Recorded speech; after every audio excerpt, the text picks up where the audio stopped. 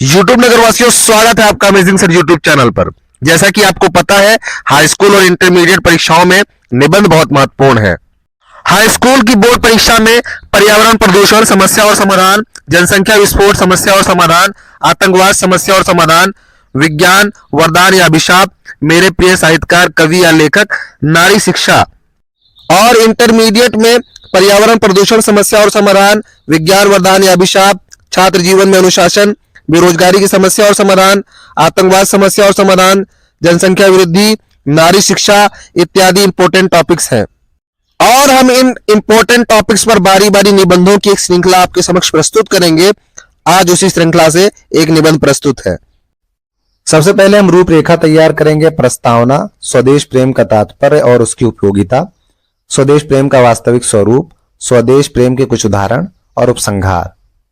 प्रस्तावना लिख लेते हैं। जो भरा नहीं है भावों से, जिसमें बहती रसधार नहीं, वह हृदय नहीं है, पत्थर है जिसमें स्वदेश का प्यार नहीं। जननी जन्मभूमिश स्वर्गादपि गरियसी। ठीक है, ये वाल्मीकि रामायण से ली गई हुई पंक्तियां हैं, जिसका अर्थ होता है माता और जन्मभूमि की गरिमा स्वर्ग से भी बढ़कर है। जिस धरती की गोद में हम जन्मे हैं, जहां की धूल मिट्टी में हम खेलकर बड़े हुए हैं, जहां के अन्न जल और हवा से हमारे शरीर का पालन पोषण हुआ है, उसके प्रति हमारा लगाव होना स्वाभाविक ही है। एक पशु भी जिस स्थान पर रहता है उसके प्रति वफादार हो जाता है। फिर हम तो मनुष्य हैं, अपने देश और जाति के प्रति हम में प्रेम क्यों ना हो। सच्चा सुख तो उसी मनुष्य को प्राप्त होता है जिसके हृदय में स्वदेश प्रेम का सागर लहराया करता है।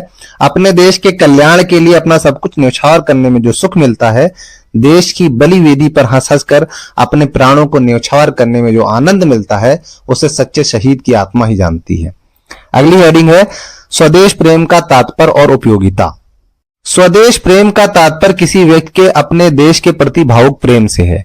यह गुण किसी देश के नागरिकों को निस्वार्थ भाव से अपने देश के लिए काम करने और इसे बेहतर बनाने के लिए प्रेरित करता है। लाला हरदयाल ने भी कहा है, राष्ट्रभक्ति ही समस्त राष्ट्रीय प्रगति तथा स्वतंत्रता का मूल है। देश प्रेम से ओतप्रोत व्यक्ति सदा अपने देश के लिए अपना तन मन धन न्यौछावर करने के लिए तत्पर रहता है। कवि राम अवतार त्यागी के शब्दों में, तन समर्पित मन समर्पित और यह जीवन समर्पित, चाहता हूं देश की धरती तुझे कुछ और भी दूं, मां तुम्हारा ऋण बहुत है मैं अकिंचन, किंतु इतना कर रहा फिर भी निवेदन, थाल में लाऊं सजाकर भाल जब भी, कर दया स्वीकार लेना वह समर्पण। सच्चा देश प्रेमी अपने देश से कोई अपेक्षा नहीं रखता, वह देश के हित को पहले रखता है और फिर अपने बारे में सोचता है। कविवर राम नरेश त्रिपाठी ने भी कहा है, सच्चा प्रेम वही है जिसकी तृप्ति आत्मबल पर हो निर्भर, त्याग बिना निष्प्राण प्रेम है, करो प्रेम पर प्राण निछावर। अगली हेडिंग है, अगला बिंदु है स्वदेश प्रेम का वास्तविक स्वरूप। स्वदेश प्रेम से तात्पर्य देश के लिए केवल मर मिटना ही नहीं, बल्कि अपनी सेवाओं द्वारा देश का आर्थिक सामाजिक सांस्कृतिक आदि विभिन्न पक्षों का भी विकास करना स्वदेश प्रेम का ही द्योतक है। ऐसा प्रत्येक काम जिससे प्रत्यक्ष अथवा परोक्ष रूप से देश का हित होता है, स्वदेश प्रेम का ही द्योतक है। खेतों में काम करने वाले किसान, मिलों में कठोर परिश्रम करने वाले मजदूर, सीमा पर शत्रु से संघर्ष करने वाले सैनिकों से कम स्वदेश प्रेम नहीं रखते। अगला बिंदु है स्वदेश प्रेम के उदाहरण। स्वतंत्रता पूर्व के हमारे देश का इतिहास देशभक्तों की वीरतापूर्ण गाथाओं से भरा पड़ा है।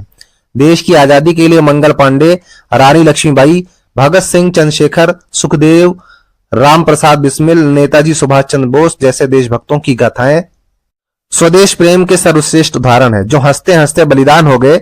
लालचंद फलक ने कहा था, दिल से निकलेगी न मरकर भी वतन की उल्फत, मेरी मिट्टी से भी खुशबुए वफा आएगी। भगत सिंह का इंकलाब जिंदाबाद हो या लोकमान्य तिलक का स्वतंत्रता हमारा जन्मसिद्ध अधिकार है, या सुभाष चंद्र बोस का तुम मुझे खून दो मैं तुम्हें आजादी दूंगा, ये नारे आज भी हमारे लिए प्रत्यक्ष प्रमाण की तरह हैं कि कैसे देश पर तन मन धन सर्वस्व न्यौछावर कर देना चाहिए। अंतिम बिंदु है उपसंहार। आज हमारा देश स्वतंत्र है। सदियों की गुलामी के पश्चात हमें स्वतंत्रता मिली है, लेकिन क्या हम वास्तव में पूर्ण रूप से स्वतंत्र हैं? यह तभी संभव है जब हम देश प्रेम के महत्व को स्वीकार करें। हम धर्म जाति आदि से ऊपर उठकर अपने देश के सुख समृद्धि के हित में काम करना है, तभी हम पूर्ण रूप से स्वतंत्रता की प्राप्ति और सही अर्थों में सच्चे देशभक्त बन सकते हैं। अब यहाँ पर यह निबंध समाप्त होता है। मिलते हैं अगली कक्षा में, तब तक के लिए जय हिंद जय भारत।